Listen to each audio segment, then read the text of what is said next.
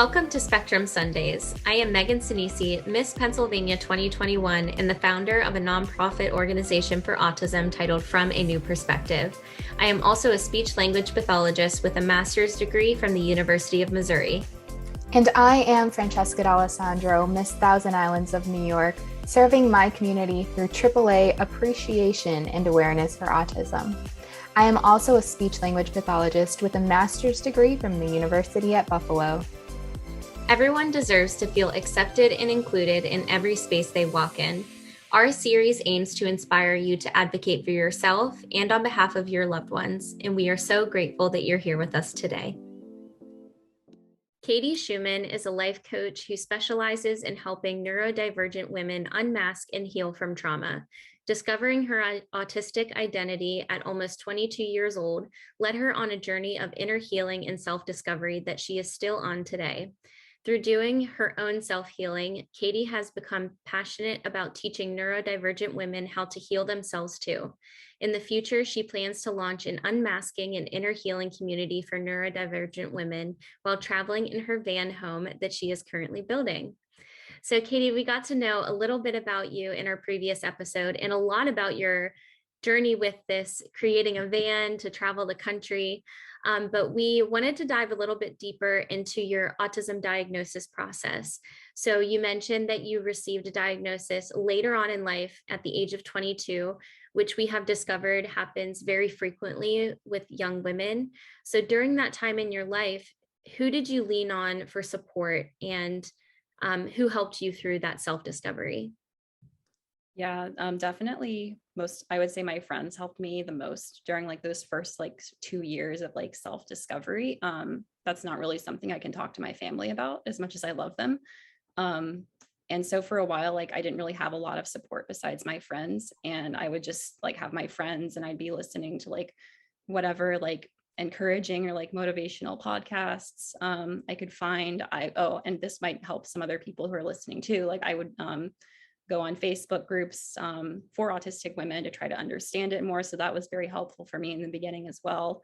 And I would say like probably like the thing that's been like the most support for me was about like 2 years ago when I joined. So it was later in my diagnosis process, but I joined this coaching program and online community where like I had the experience of talking to people in like a very vulnerable way. And like we would all just like vulnerably like share our stories, and it was just a great way to like build community and like find like that, just finding that community with other people was so healing for me. And so that's definitely been my biggest support system.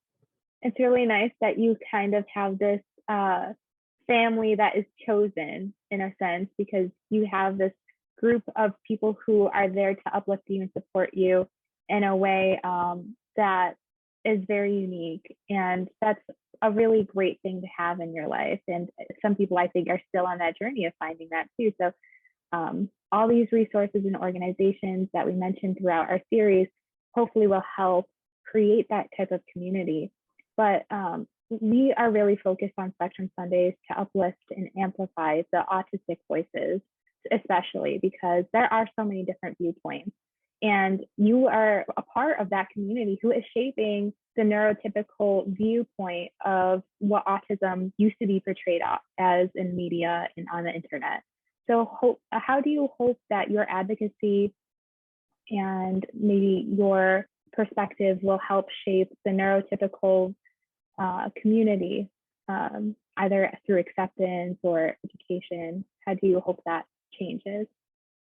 Yeah, I hope that it can just bring more acceptance and understanding to the different ways that different people exist in the world. And I hope that people can realize that like with autism, it's not a one size fits all box. There's so many different ways to be autistic. And that's what I really hope that people realize, like the more that like not only just me, but like so many other people who are sharing their experiences online, they can see that like they can just see people for who they are and accept them and not expect them to be a certain way.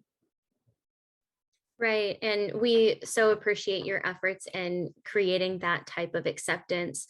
And we need to hear it so much more from self-advocates as much as possible, because Francesca and I, we can share our perspectives as much as possible, but it really means so much more when it comes from an actual person who can speak to what it means to unmask and to truly be themselves.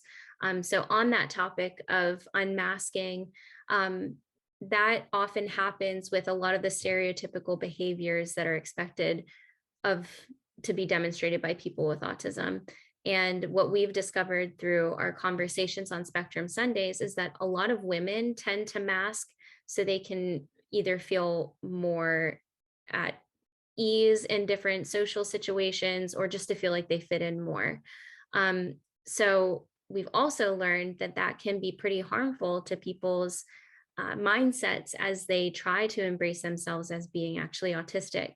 So for anyone who might be trying to unlearn the habit of masking, what are some tips that you can share to help them on that process? I think that just if you're new to mindfulness, like just take little small steps and just practice becoming a little bit more mindful every day. Because with masking, so much of what we're doing, like I always say that with masking, we are living in our heads. We're not truly living in our bodies. And we're just living off of like, oh, what should I do? And like, I feel like to an extent, a lot of people do that. But with neurodivergent people, it's even more extreme. And it takes a lot of work to just slow down and just like start noticing things more. And so like just doing even like little bits of mindful, like meditation, breath work, or like any type of activity that's repetitive and that's calming, that like just lets you get into a flow state, like even just a few minutes a day, that really helps a lot. And ask yourself the question, what would feel most authentic to me right now? And why am I not doing that? And what's stopping me? And also, there's no judgment in any of that too, like because when we judge ourselves for that, it only makes it worse. So, and unmasking is really overwhelming. So it can be overwhelming if you try to do it all at once and stress too much about it. And that's not the approach that I want to take for myself or with the clients that I work with. And so it's really just getting yourself to slow down and just take little baby steps towards becoming more mindful, more present. Yes, I really like how you took the time to really explain that more in depth too, because I think a lot of our viewers might be able to really relate to what you're talking about and hopefully implement that into their everyday lives. But also on the flip side, we always talk about, especially since Megan and I are speech language pathologists, we're always treating either autistic people or people with autism, but it's also a shared responsibility of the neurotypical community to learn more and be educated and try to change their attitudes and how they approach different situations. So for someone who is part of the neurotypical community, how can they be more embracing and accepting for someone who might be masking in different situations?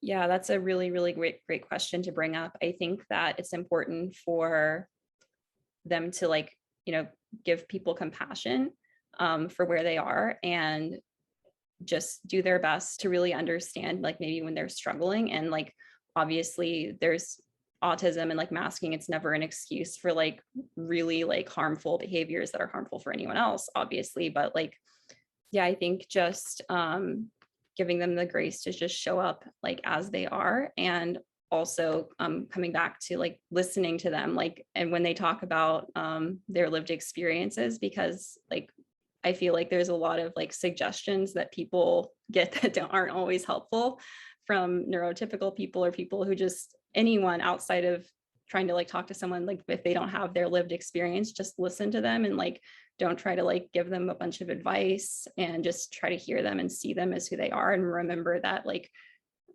regardless, like they're still a person, and it's like we're all different, and we all just want to be seen as that.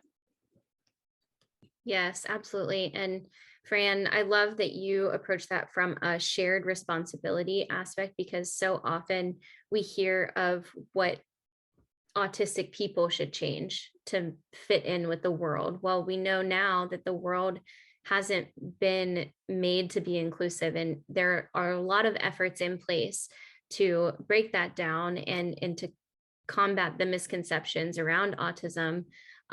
So that to put the responsibility where it should be, and that's on both sides of it. So the neurotypical community does need to take responsibility for the role that they play that makes it more challenging for autistic people to live and thrive.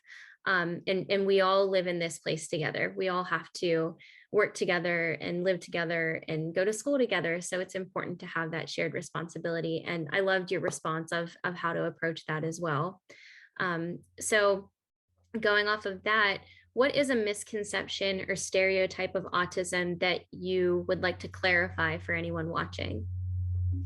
I would just like everyone to know that we're all different and we don't all have like the same types of patterns and struggles and strengths. Like I don't know what's a stereotypical thing that like I don't agree with, like, that doesn't fit me. I don't know, but like we all have like different like things, and it's like people, like if they meet one person with autism, they'll kind of expect like, oh, maybe other autistic people are this way, and like they're not trying to be malicious about it or anything, but it's like it does feel like a little bit like stereotypical when they expect you to be a certain way based off of like what they've heard about autistic people or what they think about autistic people or their experiences with an autistic person. And so it's like one autistic person is not one autistic person. And going back to your first episode with us too, I think that comes with this shifting of attitudes from autism disorder to just kind of more into that neurodivergent acceptance movement. And this, everyone's just very different and doesn't look exactly alike, but that doesn't mean that they're any less. Absolutely. Right. And I think what's harmful about the stereotypes is that it puts everybody in a box, and that almost lends to making some people feel like they have to mask if they show those stereotypes, because they automatically will be labeled with this or that, or to be someplace on the spectrum. And not that that's anything to be ashamed of, but it feels like that's what our society has conditioned people on the spectrum to do over time. But fortunately, now we're getting to a place, and we have incredible advocates like you who are standing up to say that that's not okay. And it's time to break down those stereotypes and approach everything with an open mind and a fresh perspective. So thank you for sharing all of that with us, Katie. We loved getting to know more about your personal journey with autism and what you have, the responsibility you have taken on yourself to help others in whatever way that you've learned over time has been helpful to you. So now we're going to move into a little bit more of a fun round that we've recently adopted into our Spectrum Sundays, where we just shoot a few fun questions at you to learn a little bit about what makes you tick. So let's get started. What is your favorite, to dress up or to dress down? Dress up for sure. And do you have any guilty pleasures? Vegan ice cream. Well, I've never tried vegan ice cream. Do you have a favorite flavor? Oh, I don't know. I really love the So Delicious brand. Their what is it? Their caramel cashew. What is it? Something caramel cashew. I forget, but that one's really good. I love caramel anything. So you've I was already just gonna say that too. You can't go wrong if it has caramel or peanut butter. What is an item that you cannot live without? My weighted blankets, both of them. I'm just curious, what weight do you have? Because I know they come in different levels, right? So I have a 20-pound one, and I also have a 6-pound one. The 20-pound one is Chanel. Did I say that right? It's from Magic Weighted Blanket. And both of them are pink. And the other one is cotton, and that's the 6-pound one. I have tried a weighted blanket, and it helps me so much to feel cozy at night and just like wrapped up and warm. But then the summer came and I had to put it away because I just got too hot. Yeah, that's the dilemma I experience with Florida, that I use my my more lightweight cotton one for that, because that's better for cool sleepers and summer temperatures. Good to know. Noted. Well, now it's fall, so hopefully you can break those back out. Hopefully. What is your worst fear? Oh, something involving me in an ocean by myself, drowning or being eaten by sharks. I share that fear. I like the ocean. I like the beach, but I don't really love the water of the ocean. What is Yeah. your favorite place to visit? Anywhere with mountains. That would explain the van life. Yep. Well, hopefully you'll get to experience a lot of that in the future. I hope. And lastly, who is a person you would like to give a special shout out to? Honestly, my cat, like my cat has been like my rock over the last few years, and he spends a lot of time with me. He's sleeping on my yoga mat on the floor over there, but he has just gotten me through a lot of trauma over the last few years. And I'm thankful that we have animals who can help us and who just, they're really part of our families.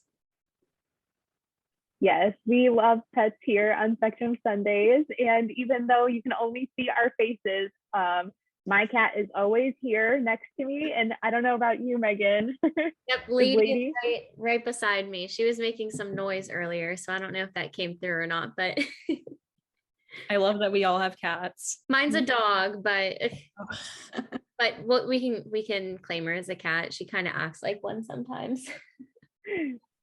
Yes, so we really enjoyed having you on our series today, Katie, and we're really hoping that your message will spread far and wide through our series, and you'll inspire someone else to begin their own journey of self-healing and discovery. So thank you again. And if you enjoyed this episode and would like to learn more about her projects, you can find her on Instagram at Katie Wild and Free. Thank you, everyone, and we'll see you next Sunday. Thank you for listening to Spectrum Sundays. We are your hosts, Miss Pennsylvania Megan Sinisi. And Francesca D'Alessandro, Miss Thousand Islands. Please make sure to subscribe to our series and follow us on social media to stay connected to autism professionals and self-advocates. And remember, true impact is accomplished through active listening and exploring the world through a variety of perspectives. Join us next week on Spectrum Sundays to help cultivate a community of inclusion, appreciation, and acceptance around autism.